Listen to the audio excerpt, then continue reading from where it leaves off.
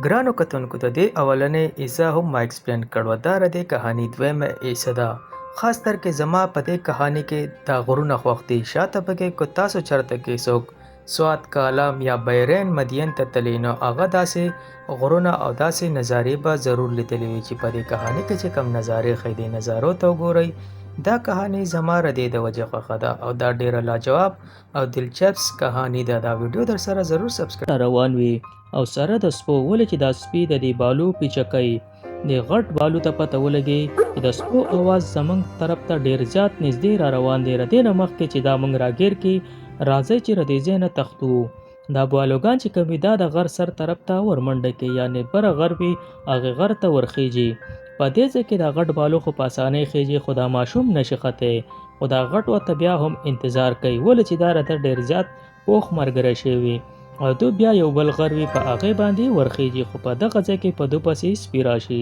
دا وړوکی بالو زر د ختو کوشش کوي خو دی نشي ختلی. دا غټ بالو ورته په دغه ځای کې ودرېږي او دی په سپو باندې ګټې راغورځوي د بره نه ولې چې دی دا وړوکی بالو پسې ترې بچ کوي او په دغه ځای کې دا غټ بالو د دې سپو سره په جګړه ورشي او دا وړوکی بالو یو وړوکی غونته غار وي په هغې کې دننه ننوځي او د دې سپو نه ځان پټ کړي. بل طرف ته دا بالو په دې سپو باندې ګټې راغوځار کړي او په دغه ځای کې دوه درې سپي ترې زخمي کړي او سبه کې مړه کړي. دې ځای کې دا ښکاري کله په دې بالو ډز کوي خو دی وایي که چېرې ما پې ډز وکړو کیدای شي چې زما په ګولۍ زما سپی ولګي. د دې د وجې ده په بالو ډز ونه کړي او په بالو پسې ورمنډه کړي. بل طرف ته دا پلار وایي چې زما خو دنیا سپي دې بالو مړه کړل او دو په دې بالو پسې ورمنډه کړي. په دې ځای کې د پلار ته پته ولګي چې موږ دا بالو دومره په اسانۍ نشو نیوی. دی د دقې د وجې فیصله وکړي چې موږ به د دې غر نه واپس ښکته ورکوشو او دو چې ښکته وګوري د دو سپیو نه د بالو کلمې راوښکي ولې چې سۍ د بره نه راغوځار کړي او په سو باندې ګټې راغوځار کړي. دا هلک ډېر زیات خفه شي. په دې کې دا یو سپی دا ردی وي. دا پلار یې دا سپی په تندي وولي چې رده دا درد لږ کم شي خو دا زوی ډېر سخت خفه شي ولې چې دا رده د خوښې سپی و. دو له دغه ځای نه ښکته کوزېږي. دو دغلته ولاړې په دې کې دا وړوکی بالو چې کومې دی د غار نه راوځي او دی د غټ بالو د خپو په نشانونو باندې شاته ځي. دلته کې پې د پلار او د زوی نظر شي او دو په دې پسې ورمنډه کې او دا وړوکی بالو راټینګ کړي. دلته کې دا وړوکی بالو دو راولي خپل د ګوډو سره یې په رسۍ باندې وتړي او دا وړوکی بالو یریږي ډېر خو دی بیا هم خپل رور بالو ته اوازونه کوي. ده ته پته وه چې زما رور به راځي او ما به د ظالمانو نه وباسي. په دې ځای کې په ښکاریانو د دو د سپو اواز ولګي. دو ته پته ولګي چې بالو چې دی هغه ژوندی دی ولې چې سپي واپس رالل. دو چې د سپو آلات وګوري سپي ډېر زیات خراب کړي وي. دا بالو د یارې بره ونې ته وروخیږي. دا ښکاریان هم پوه شي چې بالو ژوندی دی او هغه به د ځنګل کې لازمي په دې وړوکي بالو پسې راځي. بل طرف ته هغه راغلی وي د دې وړوکي بالو په تلاش کې ځکه چې د باندې د وړوکي بالو بین لګېدو او هغه د ونې ته راغلی وي. د شپې دا وړوکی بالو د ونې نه ښکته راکوشي او هلته کې د نورو بالوګانو چمړې پرتې وي. دی په دې پسې ځي خو دی په رسۍ تړلی شوی وي. د دې د وجې دی د چمړو خواته نشي تللی او دی دا رسۍ د شلولو کوشش کوي خو دا رسۍ ډیره مضبوطه وي او دا رسۍ په اسانۍ نه کټ کېږي. سهار چې دا ټوم وګوري چې دا بالو د نورو بالوګانو په چمړو کې اوده پروت دی دی پوه شي چې دا وړوکی بالو چې کم دی دی به د دې ځای نه تښتي. دی وله په یو پلیټ کې د وړوکي بالو له پی واچوي او دا پی د دې بالو پوزې ته نږدې کې دا وړوکی بالو راپاسي او په دې پیو پسې په ټوم پسې شاته ځي ولې چې دی ډېر زیات وږی شوی وي. د دې د وجې دی په دې پیو پسې راشي. بل طرف ته دا ښکاریان چې کوم وي دا په ګوړو سواره شي او ځنګل کې د دې غټ بالو په تلاش کې بیا روان شي یو ځل چې موږ به دا غټ بالو لازمي وژنو او دو په دې نیر کې روان وي. دو ته دا پته نه وي چې د غټ بالو زموږ ځای د پیله نه معلوم کړی دی. بل طرف ته وړوکی ماشوم د دودو ډبه راخلي. دا ښکاریان بره غر ته وروخیږي چې دا بالو به په دې ځنګل کې لازمي وي او دا پلار او زوی یو بل په دوربین کې ګوري چې چېرې بالو چاته ښکاره شو پیله نو په بالو باندې به دواړه په یو ځای حمله کوو. دو په دوربین کې ګوري خپل په پلار باندې نظر ساتي د هغه سره دا سپي ناست وي. بل طرف ته دا وړوکی بالو د پیو د ډبې د کولاولو کوشش کوي، خو دی دا ډبه نشي کولاولی، ولې چې د پنجې لا کمزورې وي او دی په څه طریقه دا ډبه کولاوي، خو دا ډبه نه کولاویږي. بل طرف ته دا وړوکی بالو په دې کیمپ کې چې دا څه بالښتونه وي او بسترې وي دا ټولې تسنې وسنې کوي، ولې چې دی وړوکی وي، دی په دې نه پوهېږي. بل طرف ته په دې کیمپ کې یو زخمي سپی وي، د باندې دا اواز ښه نه لګي، دی په دې وړوکي بالو پسې راشي او په ده ورمنډه کوي، خو دی هم په رسۍ تړلی شوی وي. دا سپی او دا بالو په ونو کې ګیر شي، دا دواړه په رسو تړلی شوي وي. بل طرف ته دا شکاریان وښیي چې دوی چې کله د ځنګل نه وتي 5 ګنټې ردو شوي او دوی ته د وسه پورې بالو په دې ځنګل کې نه میلاو شوی. د دې د وجې دوی ډېر سخت پریشانه شي چې بالو آخر چرته وتښتېدو. په دې ځای کې دا ټوم راشي یو جرنه د هغې خواته ځان لامبي، خو ده باندې شاته د غرارې اواز ولګي، یعنې ده پسې بالو راغی. او دی چې بالو ته وګوري دی وایي چې راشه پیله راده سره رفاق وکړو، خو بیا ټوم ته که چېرې زه په دې ګټه دا بالو وهم نو زه د مقابله نشم کولی.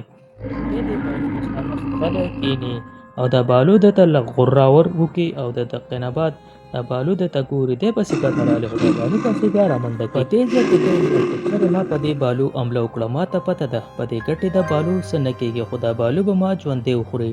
او دی خپل آر تسلیم کړي او په دغه ځای کې سر ښکته کړي او کښېني. وروسته دا بالو کوي چې دی ما وجني او که ما پرېږدي، خو دا بالو ده ته غوراو شي او غوسه شي ورته او نور ورته څه ونه وایي، صرف په دې اوازونو دی لږ ویری او دا بالو د قضیې نه په قلاره لاړ شي. ټوم چې کله دا ویني ټوم ډېر زیات اریان شي چې آخر زه د بالو ژوندی څنګه پرېښودم. دی زر زر ورمنډه کې خپل کپړې راوالي او خپل ټوپک راواخلي چې زه دا بالو په دې ټوپک وولم.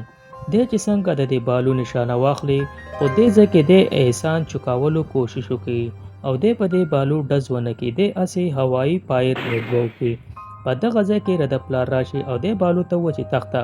پلار ته ووایي چې بالو په هغه غر باندې و او ما وویشتو او بالو مړ شو. خو دا پلار چې کله بره وګوري په دغه ځای کې دا بالو لقیږي راړقیږي، دی پوه شي چې دا بالو ژوندی دی. لاندې ښکاري ته هم پته ولګي د چا سره چې سپی وي. دا پلار چې دا بالو ولي دا زوی والا ټوپک کته کوي چې ته دا بالو مه وله، ولې چې دی بالو په ده احسان وکړو، د دې د وجې دی د بالو احسان ختموي. سهار دو خپل سپي ټول په کښتۍ کې واچوي او بل طرف ته دا ټوم چې کوم وي دی دا وړوکی بالو بچی آزاد کړي چې ته ورځه خپل کور طرف ته، ولې چې رده چې کوم شکار شوق و هغه ټول شوق ختم شو او بالو د زندگی بچ کړه.